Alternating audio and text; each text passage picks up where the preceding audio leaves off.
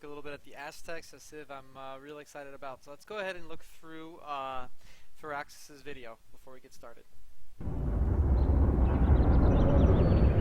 Montezuma leads the Aztecs in Sid Meier's Civilization VI.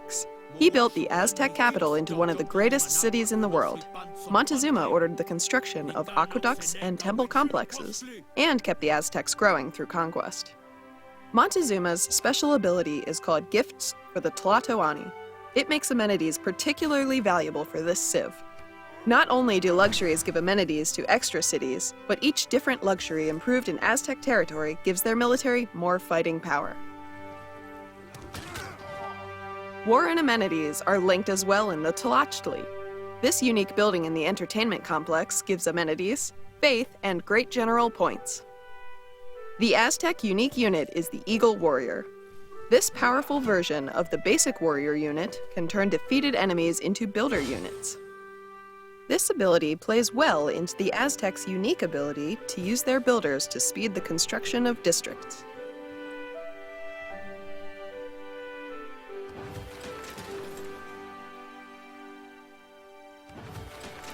The Aztecs are a fantastic civ for conquest. Early in the game, the Eagle Warrior will give them a strong combat edge.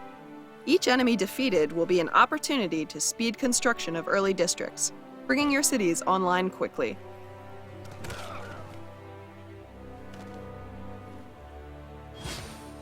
As you progress through the mid and late game, the Aztecs can establish extensive empires by grabbing new luxuries on the map, and using their amenity bonuses to offset their expansion through military conquest.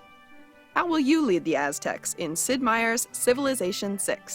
Alright, so something to first note here is the fact that this civilization is going to be pre-order for early access. So what does that mean? Well, that means in this actual particular scenario, and I know this because I've been listening to the Polycast podcast. I believe that's where I heard it. Yeah, and essentially what this means in this situation is you get access to the Aztecs right on launch if you've pre-ordered. If not, then you will get it within 90 days. So it's, yeah, essentially you can play them right away if you've pre-ordered. Now, I don't know if this is like one of the original 18 civs, or if it's like a 19th civ that they added in, you know, for this particular situation. I'm really not sure. That's kind of unfortunate for me anyways. I mean, I'm not a huge fan of pre-order bonuses. I'm glad that, you know, they're giving it to you eventually. That makes it a little bit less, you know, of a thing.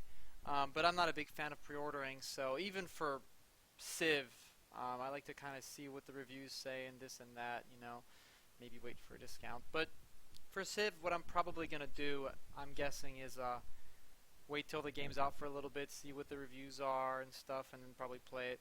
Not that I'm not confident in Civ 6, I am very confident, but I'm trying to, you know, trying not to you know, get caught up in all the pre-order hype. So anyways, so this is the Civ I'm actually the most interested in playing out of all of them so far, because what they do is they take an early active role in you know, their development, and they do this through warfare, which I think is really fun and more interesting than if you're just sitting there hitting and turn, right? So now, assuming, you know, Civ 6's gameplay is going to be similarly interesting to, I mean, on a basic level, similarly engaging as Civ 5's was, you want to be, if you're doing warfare, it'll be a lot more fun. So, the first thing that the Aztecs have is obviously the warrior, right? So, or their special warrior. I forget what it's called, like Jaguar Warrior, or what is it? Let me see. It's not Jaguar Warrior. It's called something. Eagle Warrior. Eagle Warrior. Yeah. So, they have their Eagle Warriors, and what they do is they take people out. They're probably stronger than regular warriors. I'm sure they are, and they convert soldiers to workers. So I think this is going to be an extremely powerful tool, and you're going to want to be warring a lot to develop your nation, which I think as an idea is excellent. I think that it'll make the game a lot more active. You'll be doing a lot more stuff to expand. You won't just be clicking and turn. You'll be fighting. You'll be making sure that you take out barbarians appropriately, and it'll make the early game a lot more interesting.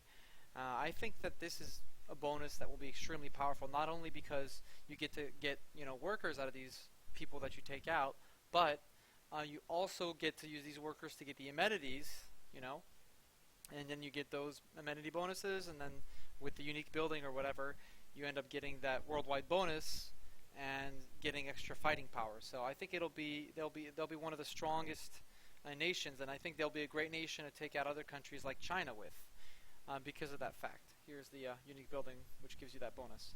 But yeah, like countries like China, which have been released yet, and I'll talk about in my next video, they have like what seems to be a classical age power spike, which kind of leads them into like a good medieval age and perhaps a good Renaissance age, because they get all these bonuses and these bonuses start kicking in later. So I think if you're going to be taking out somebody like China, maybe you want to be doing it with the Eagle Warriors, because Aztecs, they'll be real strong real early, so they'll be able to develop faster and then hit people early. So yeah, and the cool part is it's not just war; it's war with a purpose.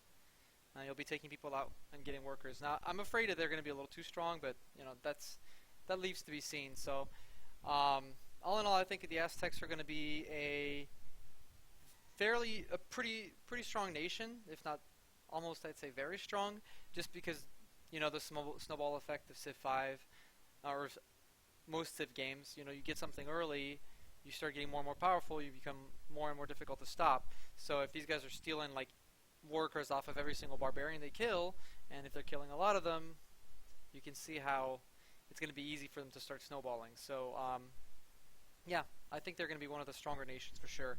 I think that if they do not take advantage of this, though, and the player plays rather poorly, then they will be weak. But if it's a human player that has any inkling of how to play the Aztecs, they will be very strong, I think. Yeah, strong to very strong. But again, it depends on a couple things. It depends on the strength of the barbarians. It depends on if there's a lot of them to farm. But either way, they're at least going to be pretty good, if not very good. So I'd say these are one of the strongest nations that we've seen so far. And I think they'll be a real blast to play with. And the other thing that I'm not so sure about is this whole wonder. We'll have to see what this is all about. But yeah, I think they'll be a good time to play, especially if utilized correctly. And so far, they're the most exciting Civ for me. So, alright guys, until next time when I talk about the Chinese. Bye.